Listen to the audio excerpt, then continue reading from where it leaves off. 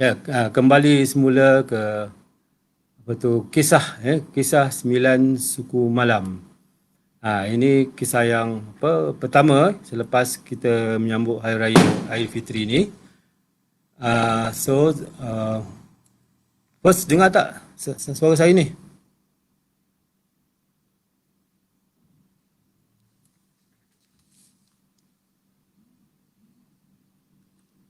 Ke saya seorang je?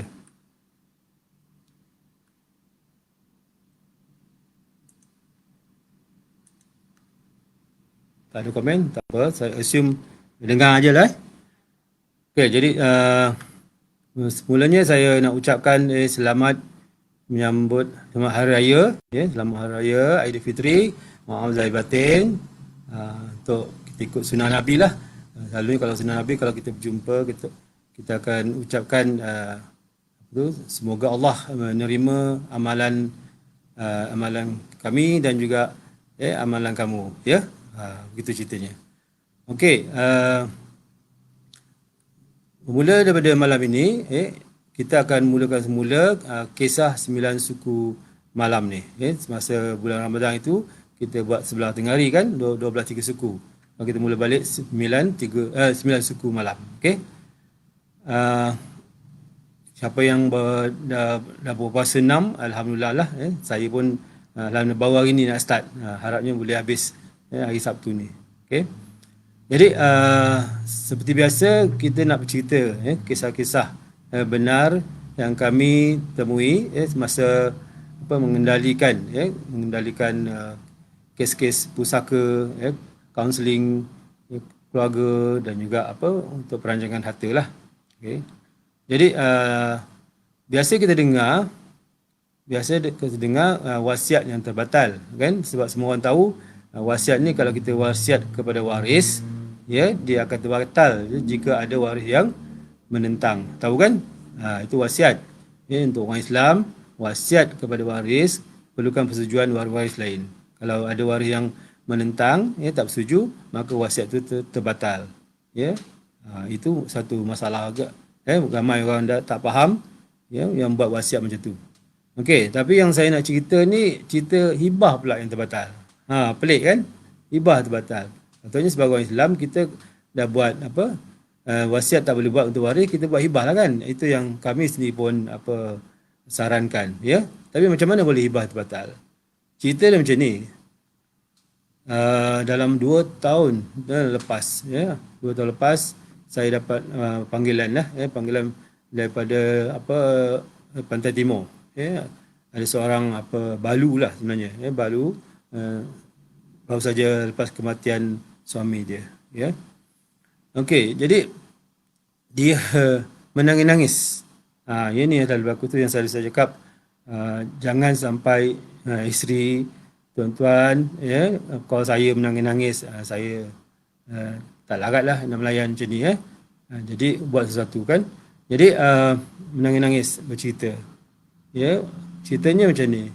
Suaminya kononnya dah buat hibah, arwah suaminya masa hidup dah buat hibah, dihibahkan banyak, ada 4 rumah, 4 rumah ke atas nama isterinya, itu yang diberitahu saya lah. Tetapi lepas tu bila dia buat urusan pusaka, lepas suami meninggal, bawa dokumen tu ke mahkamah, dan mahkamah tolak dokumen tu. Maka dokumen tu terbatal dan jatuh hukum faraid. Macam mana tu? Apa sebenar berlaku? Jadi saya kata, okeylah, saya pun rasa pelik lah kan. Selalu kalau kita buat hibah, maka akan jadi milik penerima kan. Macam mana boleh mahkamah boleh batalkan? Jadi apa yang saya minta adalah tolong hantarkan dia punya itulah salinan macam mana rupa dokumen hibah yang di arwah suami dibuat kan. Nak tengok juga. Jadi dia pun hantar, so saya bacalah. Dokumen tu memang dia tulis oleh seorang lawyer lah. Saya tak pasti ni lawyer civil ke syariah ni, tapi lebih rasanya lawyer civil ni. Lawyer civil buat dokumen hibah. Okey, dalam tu sebenarnya adalah surat power of attorney. Okeylah kan? Kita buat hibah pun kita kadang buat surat power of attorney. Okey, dalam surat tu dia melantik isteri dia untuk menguruskan rumah-rumah beliau. Itu saja. Memberi kuasa lah. Surat kuasa wakil power of attorney, surat kuasa wakil memberi kuasa kepada isteri dia untuk menguruskan rumah-rumah tersebut. Rumah atas nama dia. Itu saja. Jadi saya Allahu Akbar, saya kata kesiannya isterinya, kesiannya mereka kan, kerana saya rasa ini saya punya rasa lah ini yang buat dokumen ni mungkin lawyer tanah ke mungkin lah. Selalu kita kalau nak suruh orang third party jualkan rumah on our behalf, kita memanglah kasih power of attorney kepada seorang ataupun syarikat ke untuk uruskan atau memberi kuasa untuk dia mencari buyer, itu jualkan kan. Tapi ini sekarang dia punya faham, dia memberi kuasa kepada isterinya untuk menguasai rumah tu, maka seolah macam dia dah hibahkan rumah tu. Jadi untuk itu memang tak boleh buat apa-apa lah. Memang ada kita buat hibah untuk pertama melalui syarikat mana kita ada gunakan dokumen power of attorney, tapi mesti ingat pertama harta tu mesti dipindah milik dulu kepada syarikat mana. Lepas tu baru kita buat power of attorney, lepas tu ada trust deed yang memberi arahan macam mana dia punya distribution dan sebagainya. Bukan hanya setakat buat power of attorney macam tu. Sebab power of attorney ni kalau kes macam tu dia hanya valid masa pemilik harta tu hidup lagi. Bila dah meninggal, dokumen tu tak valid lagi. Jadi itu kita faham. Okey, itu saja sebenarnya cerita. Saya banyak cerita ni, tapi kita simpan dulu lah kan untuk kali ini. Jadi apa pengajarannya? Pengajarannya itulah nak kata jangan mandai cari orang pandai, betul lah tu kan. Pengajarannya adalah kena faham lah apa yang kita buat tu. Sebab kita jangan main, kita bayar berapa ribu pun percuma ke, mahal ke, bukan itu isu dia.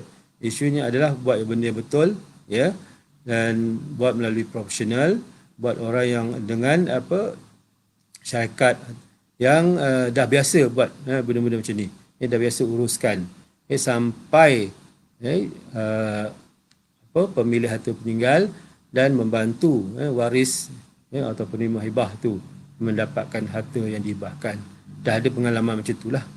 Bukannya pakai jumpa mana-mana lawyer atau siapa saja individu yang rasa macam tahu sikit-sikit, boleh Google je dekat internet, nak buat power attorney, dia isi macam tu, lepas tu dah sign, walaupun ada persetujuan sumpah dan sebagainya, tapi tak boleh digunakan, dan akan terbatal, senang terbatal kes itu. Okey, jadi itu sajalah daripada saya, pendek cerita kali ni sebab pelepas raya kan, tak payah nak cerita panjang-panjang. Nanti kita simpanlah untuk hari lain. Besok pun nanti ada kita punya jurutera pusaka Tuan Zul Hazmi akan ada juga cerita-cerita pusaka yang dia nak ceritakan. Okey. Jadi itu saja daripada saya jadi kita ambil pengajaran ni kalau